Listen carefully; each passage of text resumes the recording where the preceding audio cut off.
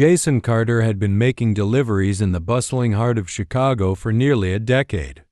Every corner of the city held a piece of him, years of navigating crumbling back alleys, slipping past security desks, and lugging packages through rain, sleet, and that unforgiving Midwest chill. It wasn't glamorous work, but it was steady, reliable. And Jason took pride in it. His uniform, worn and slightly faded, might have been all they saw, but to him it represented resilience, a testament to all the days he kept going when the world made him feel small. Places like Halston Reed, one of the city's sleekest marketing firms, with its glass walls and pretentious modern art installations, were part of his daily route. The kind of place where coffee costs more than a decent lunch, and where most folks wouldn't give him a second glance. Jason was used to being invisible. He had grown numb to the way receptionists scribbled their signatures without ever looking up, how office workers exchanged pitying or condescending glances whenever he passed by. It didn't matter. Not really.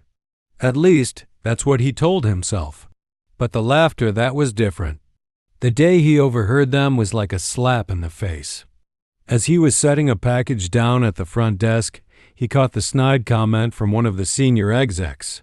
Brandon Reynolds, a man whose arrogance was practically a cologne. Can you imagine if the delivery guy was running this place?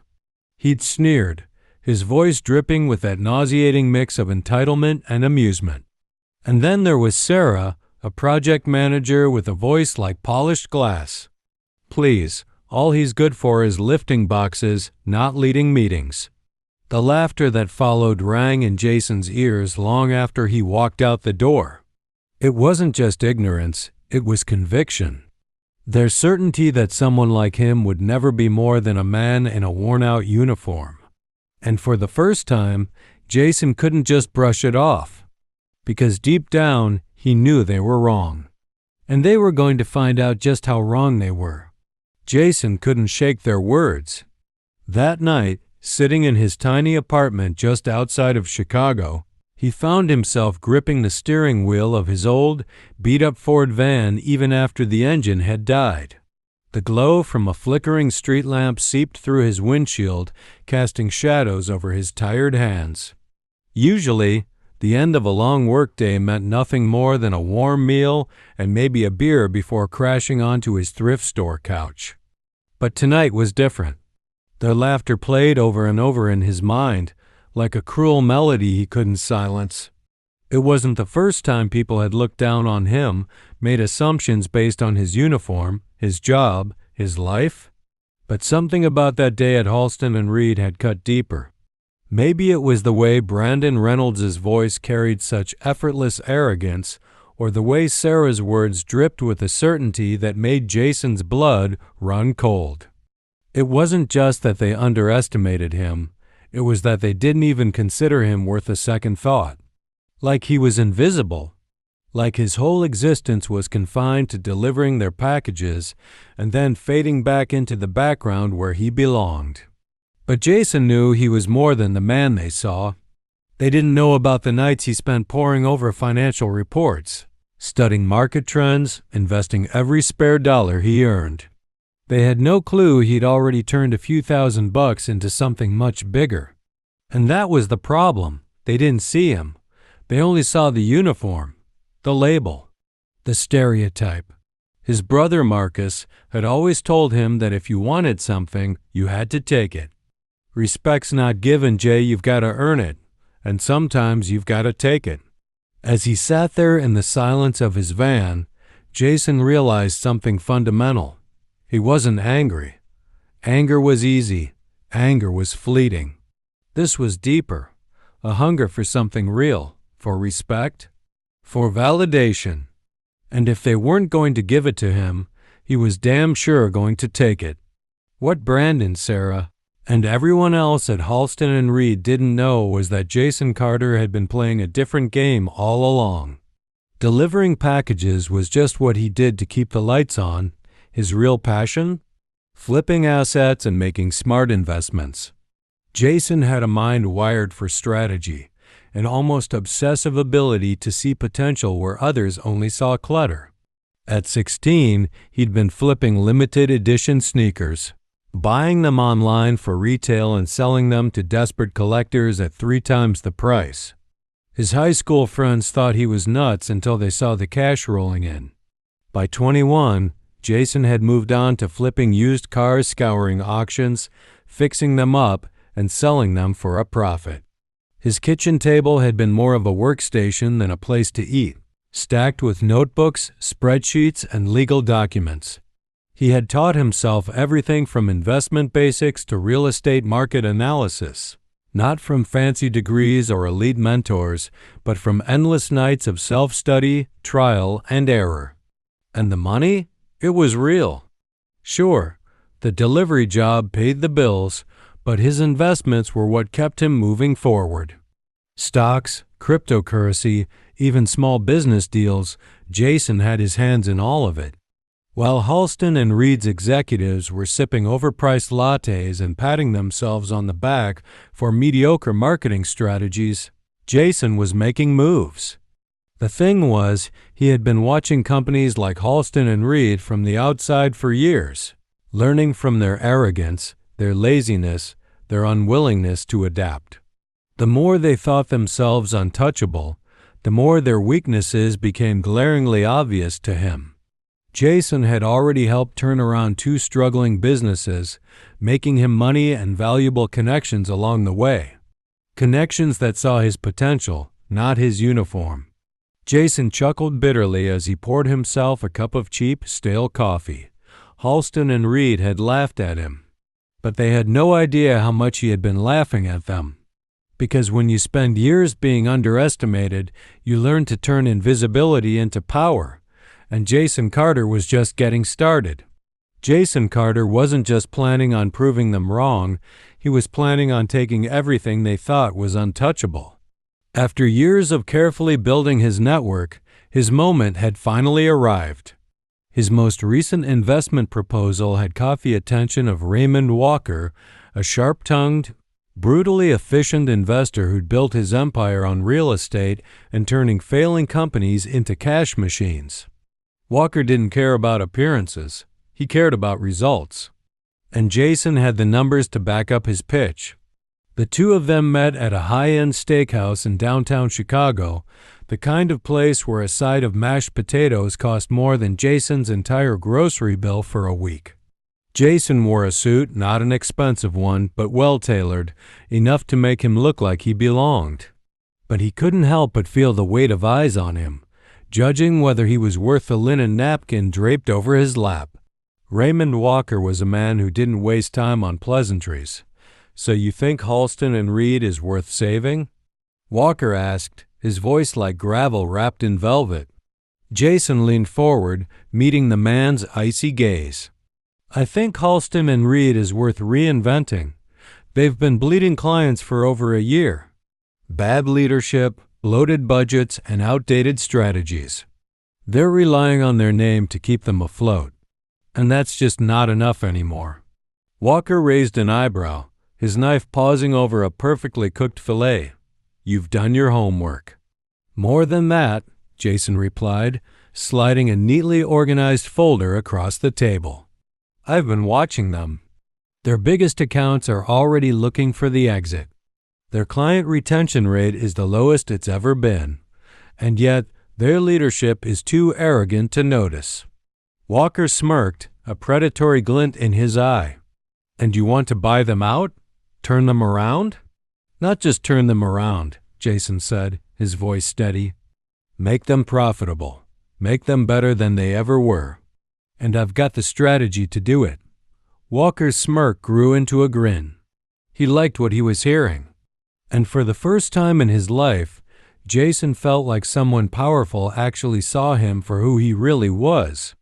Not a delivery guy, but a man who understood business, opportunity, and most importantly, how to win. The next few weeks were a blur of late-night meetings, endless phone calls, and contracts so thick with legal jargon that Jason's eyes felt like they'd been scrubbed with sandpaper. But he thrived on it. Every piece of paperwork he signed, Every negotiation he closed brought him one step closer to his goal. Halston Reed was a rotting ship, and Jason was ready to rebuild it from the ground up. And this time, he'd be the one steering the helm. With Raymond Walker and a small group of private investors backing him, Jason made his move. Halston Reed wasn't a publicly traded company, but it was crawling with stakeholders, former executives, disillusioned investors, and early partners who were eager to jump ship before the whole thing capsized. Jason approached them one by one with offers they couldn't refuse. Some scoffed at first, their eyes narrowing when they realized the man offering to buy their shares was the same guy who used to lug packages through their hallways. But when he put cold, hard cash on the table, their pride folded faster than cheap lawn chairs. He was strategic, calculating. His offers were generous enough to seem fair, but shrewd enough to make sure he was getting what he wanted. And what he wanted was control. Total, undeniable control. It took weeks of relentless hustling, but when all the paperwork was signed and the ink was dry, Jason held the majority stake. Halston Reed was his. The current CEO, Edward Langston, was a man whose greatest skill was pretending to be important. His office was filled with abstract art pieces he couldn't even name, his conversations dripping with corporate buzzwords that meant nothing. Jason had seen him around the office 100 times dressed in tailored suits worth more than Jason's monthly rent, barking orders and shaking hands with the right people while ignoring the rest. Jason sent an email, direct and blunt. Subject: immediate discussion required. Edward's assistant, Lavra, blinked in confusion when she saw Jason's name pop up in her inbox. To her, he was still the guy who dropped off packages, the guy nobody paid attention to. But that was about to change. Sitting across from Edward's oversized mahogany desk, Jason's confidence was unshakable. He placed a thick folder on the polished surface, his eyes never leaving Edward's. As of this morning, I'm your new boss. Edward's jaw tightened, his expression a mix of disbelief and rage. This firm isn't for sale. It was, Jason replied smoothly. You just didn't know it. Edward's eyes flickered over the documents in front of him, his fingers trembling as he flipped through the pages. The reality hit him like a truck. His company wasn't his anymore. It belonged to the man he'd once dismissed as a nobody. Jason didn't waste time. The moment Edward Langston left the building, his once confident stride reduced to a sulking shuffle, Jason called for a staff meeting. The glass-walled conference room filled with murmurs and sideways glances, every face painted with confusion, suspicion, or outright disbelief. Jason stood at the front of the room, dressed in a crisp navy suit that made him look like a man who belonged there. He was done hiding his potential. The people who used to ignore him now had their eyes locked on him, every second of silence amplifying the tension. Ryan Caldwell, the same senior executive who had mocked him months earlier, leaned back in his chair, arms crossed over his chest. His smirk was a weak attempt to cling to his arrogance. What's this? A security briefing? Or are you here to tell us about our Amazon packages? A few snickers echoed around the room, but Jason's expression didn't waver. His gaze settled on Ryan with the calm intensity of a predator deciding whether or not to pounce. You done? Jason's voice was low, steady. Ryan's grin faltered. Whatever this is, it's a joke. You expect us to believe you just waltzed in here and bought the company? Jason dropped a thick stack of documents onto the conference table with a satisfying thud. If you need proof, it's all right here. Contracts, signed deals, financial statements, everything that makes me the owner of Halston Reed. The room went silent. The reality of what Jason had just said seemed to freeze everyone in place. The delivery guy they had laughed at, ignored, dismissed, he was now their boss. Let me be clear, Jason continued, his eyes sweeping over the room. I know this company better than most of you. I've spent years watching it from the outside, studying your mistakes, your arrogance, your wasted potential. But that ends today. We're not just going to survive. We're going to be better." Ryan's face twisted in anger. "This is insane. I'm not working for some delivery boy who thinks he's a CEO." "Then leave," Jason replied without hesitation. "Because Halston and Reed needs people who contribute, not just leeches who sit around and criticize." Ryan stormed out, his footsteps echoing down the hallway. Jason let the moment breathe, allowing everyone to process what had just happened. Then he spoke again, his voice firm, his purpose clear. "For everyone else, if you're here to work, to build something great, then welcome aboard. But if you're here to coast by on your title, feel free to follow Ryan."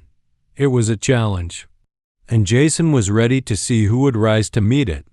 Jason watched the door slam shut behind Ryan, his departure a dramatic punctuation mark that seemed to echo through the entire floor. The employees in the conference room sat frozen, their eyes darting between Jason and the empty doorway. It was like they were waiting for someone to yell, "Surprise? It's all a prank." But the only thing breaking the silence was the hum of the air conditioning. Jason let the moment stretch, letting them feel the shift in power. Then he spoke, his tone calm but unyielding. "I didn't come here to play games. Halston and Reed has more potential than it's had in years. But that potential has been wasted by people clinging to outdated ideas and empty titles." He glanced around the room, making eye contact with as many people as he could. Some looked away, others stared back with a mix of resentment and curiosity. And then there were the few who looked genuinely interested. Those were the ones he was counting on. "You all have a choice," Jason continued. "Stay here, do your jobs, and be part of something bigger than yourselves. Or walk away if you can't handle change. But make no mistake, the days of coasting by on ego and reputation are over." At the far end of the table, a woman cleared her throat. Melissa Torres, head of creative, known for her sharp instincts and sharper tongue. She folded her arms but didn't look hostile, just cautious. "And what exactly is your plan, Mr. Carter? Because talking about change and actually making it happen are two different things." Jason gave her a nod of respect. "Fair question. My plan is to rebuild this company from the inside out. We're going to streamline operations, cut the dead weight, and focus on innovation and results. And those who prove themselves capable will be rewarded generously." He could see her interest peaking, the wheels turning behind her skeptical gaze. Jason had expected resistance, but what he needed was for people like Melissa to challenge him, to question his vision and make it better. "This isn't just about profit," Jason added, his voice softening just enough to make them lean in. "It's about building something that lasts. Something real. If you're willing to work for that, you're welcome to stay. If not, the door's right there." He folded his arms, his expression calm but unrelenting. Jason was done being dismissed. Now it was their turn to prove themselves. Jason's words hung in the air like a storm cloud. The employees of Halston and Reed stared at him, some with resentment, others with curiosity. A few looked downright terrified. It was clear that the man standing before them was nothing like the delivery guy they used to ignore. This man was someone with power, someone who had just laid down the law and dared them to challenge it. Melissa Torres shifted in her chair, her arms still crossed but now with interest rather than defiance. "All right, Mr. Carter, let's say you really do have a plan. And let's say some of us are willing to give you a shot. What happens next?" Jason allowed himself a small, approving smile. At least someone was willing to ask the right questions. "Next, we start with the facts. Your previous leadership was too focused on appearances, not results. They let personal pride get in the way of progress. We're cutting the fluff. And that means restructuring every department to make sure it actually serves the company's goals. He glanced at the financial reports stacked on the table, pages crammed with bloated budgets and wasteful spending. The way things have been running around here, it's unsustainable. We'll be trimming down the bureaucracy, streamlining client management, and implementing performance-based incentives. If you're good at what you do, you'll be rewarded. If you're not, you'll be replaced. A few nervous coughs, more than a few narrowed eyes. But Melissa? She looked like she was calculating something, weighing his words against her own ambitions. And what about creativity? Melissa asked, her voice sharp and challenging. You can't just run a marketing firm like a manufacturing plant. Our value comes from innovation, from ideas. How does your cutthroat, numbers-only approach work with that? Jason nodded. It was the kind of question he wanted to hear. By putting the right people in the right places. The creative team shouldn't be bogged down by bad management or pointless meetings. You do your best work when you're given freedom, right? My job is to make sure you get that freedom. To make sure the people who actually have talent aren't held back by the ones who don't. Melissa's eyes narrowed, but there was a glimmer of approval there. All right, Mr. Carter, I'm listening. Jason's confidence grew. The power was shifting. People were starting to see him not as the man who used to deliver packages, but as the man who could deliver something much bigger a future. Jason's transformation from delivery guy to CEO was far from smooth. The initial weeks were brutal, filled with resistance, skepticism, and outright defiance. The old guard executives like Ryan Caldwell had walked away, but their influence lingered like a bad odor. And then there were the ones who stayed but only to sabotage, waiting for him to fail. Jason spent those weeks working harder than he ever had in his life.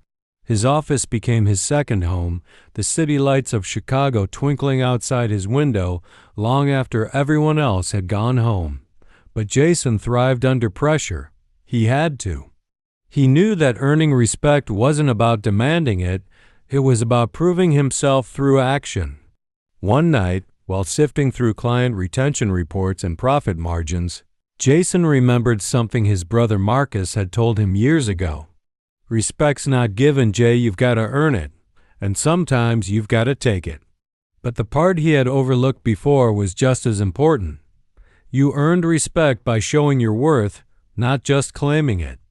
Jason wasn't just proving something to his employees, he was proving something to himself. Every plan he implemented, every strategy he rolled out had to be more than just talk. His goal was to create a company that rewarded merit, not status. And the only way to do that was to put his own work ethic under the same microscope he was applying to everyone else. The lesson became clear. Real leadership wasn't about being the loudest or the most powerful. It was about building something real, something lasting, and inspiring others to want to be part of it. Jason poured himself into the company, making the hard decisions that the previous leadership had been too afraid or too arrogant to confront. He cut unnecessary expenses, restructured departments, and gave more creative freedom to those who had been stifled by bureaucracy. But his toughest challenge was getting people to see beyond his past. The jokes, the insults, the years of being dismissed, they had all left scars. But the real victory wouldn't come from proving them wrong. It would come from proving himself right. And that meant doing the work, every single day. Weeks turned into months, and Jason's relentless dedication began to pay off. Halston Reed was transforming from a sinking ship into something powerful, streamlined, and resilient. He had cut the dead weight, restructured departments, and empowered those who genuinely wanted to contribute. The creativity he had promised to nurture flourished under new leadership, and clients were starting to take notice. But more importantly, Jason had learned something fundamental along the way. Leadership wasn't just about making bold decisions. It was about inspiring people to believe in those decisions. He had come in with a bulldozer, knocking down walls of arrogance and entitlement.